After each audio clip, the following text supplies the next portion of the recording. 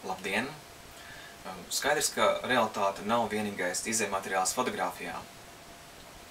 Taču konkursa tēmas nosaukums noteikti vedam uzdot jautājumu, kas ir realitāte fotogrāfijā.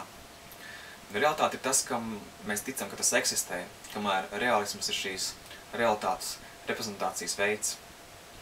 Un attēla realisms ir tieši saistīts ar mūsu priekšstatiem par realitāti. Piemēram, ja mēs redzētu fotoattēlu, kurā virs Rīgas lidotu puķis, tad neskatoties uz to, cik realistisks būtu šis fotoattēls, mēs tam vienkārši neticētu, jo tas neatbilst mūsu priekšstatiem par realitāti. Un vērojot fotogrāfijas, mēs nemitīgi tās testējam par šo te pārliecību, proti par to, kā mēs jau redzam pasauli.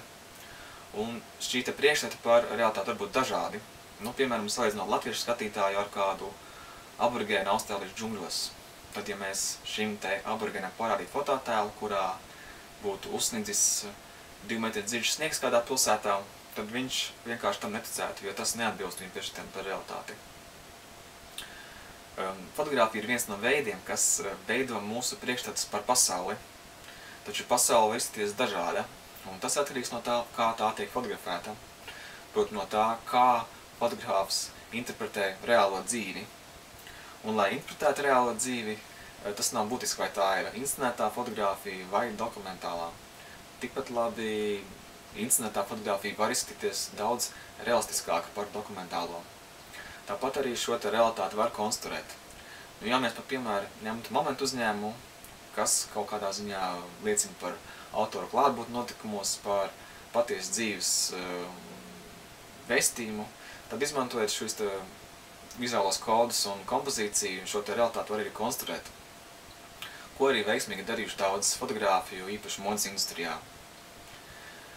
Tā kā es teikt, kā realitātes robeža, kādu jūs to novilksiet, tas ir atkarīgs no jums pašiem, un viss izšķirs, cik veiksmīgi būs jūsu šī te interpretācija par reālo dzīvi.